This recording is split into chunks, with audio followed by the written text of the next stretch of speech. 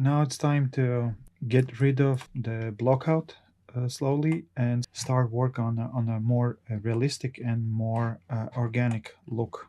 So now we have this blockout head, kind of like his little, not very perfect. As you can see, it's almost like a paper that is crumbled. So what we want to do, we maybe Dynamesh with polish to get rid of like unnecessary details. But there's a risk, of course, when you do Dynamesh with polish on, there's a risk you can lose some important details. But let's see what happens. Yeah, we lost some eyelids, but an overall not so bad. And maybe before we work on more details and work on the smooth and polishing, let's maybe bring some eyeballs in. I'm using this IMM primitives, and there is insert sphere. So I go over the place where I want to, and approximately I kind of, make approximate size, something like this. But the problem is these balls are they are kind of separate only as long as we get rid of the mask. So we want to because I want those eyeballs as a separate subtools, so it is better if I split them away from the head. Let's go to the subtool, go to the split the parts. Okay, now we have those eyeballs as a separate object, so they don't merge together with the rest of the head. Now we can get rid of the mask and work on maybe merge them together, so we can merge down. Okay, so now let's try to scale them and move inside into the face and see how wrong we are. The size seems to me a little too big. Let's decrease the size.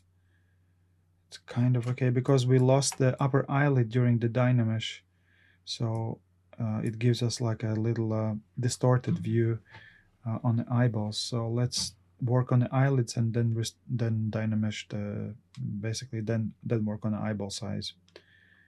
First of all, let's subdivide it because it's kind of looks. Let's subdivide the eyeballs and then restore the upper eyelid. I take the damn standard with Alt, and let's bring the upper eyelid back and see how it looks now, because before we do it, it's very hard to judge how accurate the eyeball size is. And if we want to Dynamesh, we want to get rid of the polish option, otherwise we will lose the upper eyelid again, and that's not what we want. Okay, it seems we need more of the upper eyelid. Yeah, because in reality upper eyelid extends over the lower eyelid.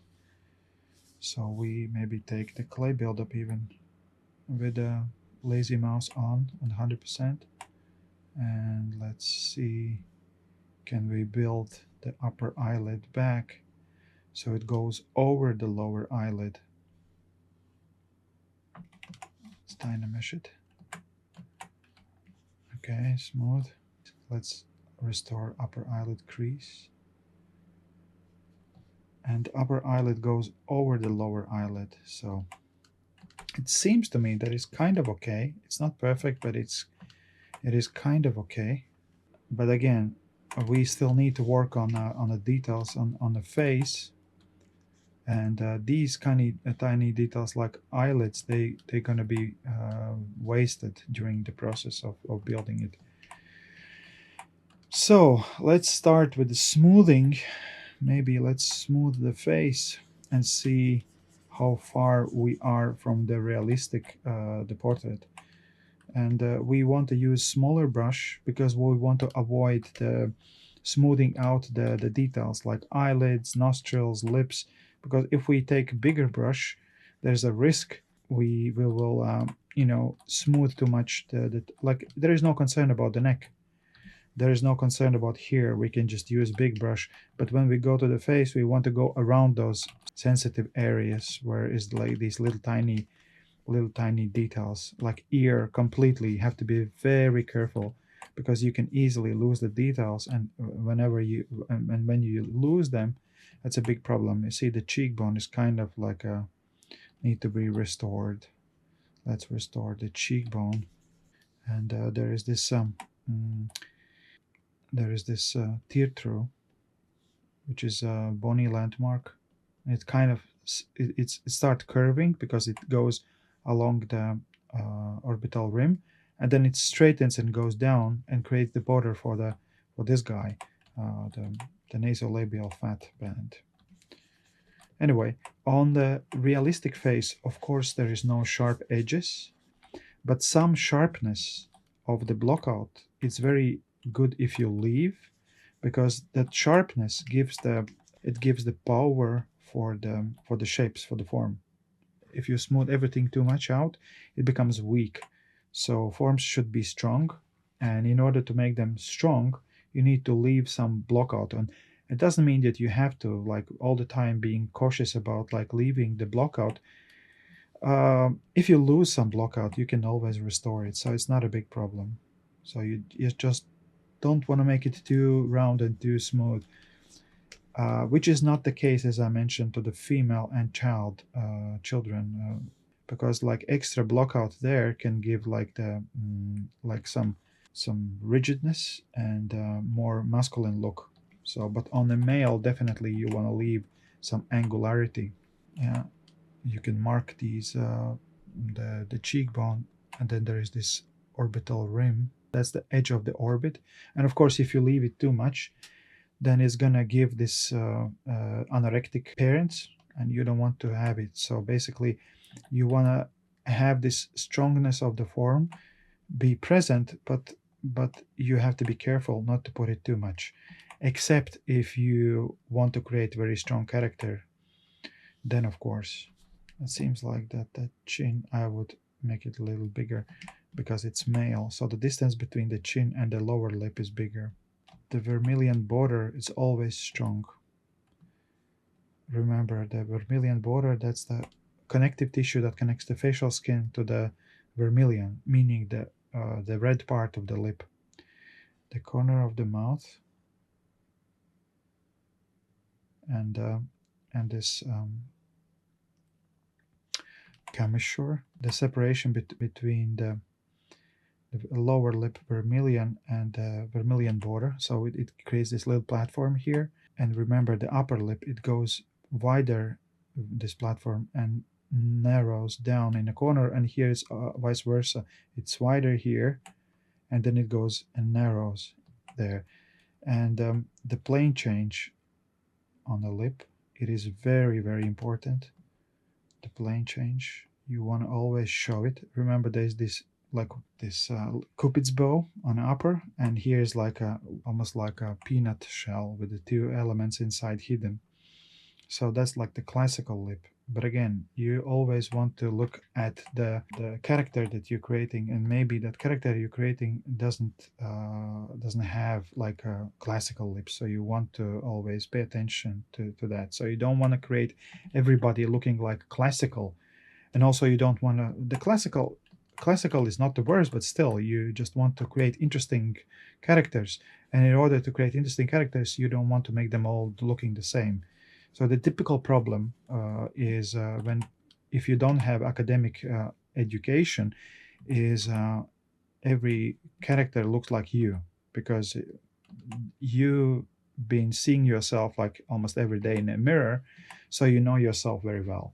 So the person that you usually sculpt without academic background is yourself. So everybody looks the same. So that's why it's usually, if the person doesn't have academic background, it's easy to spot if the person is female sculptor or male sculptor, because male sculptors create female too masculine, and female sculptors create the male characters too feminine.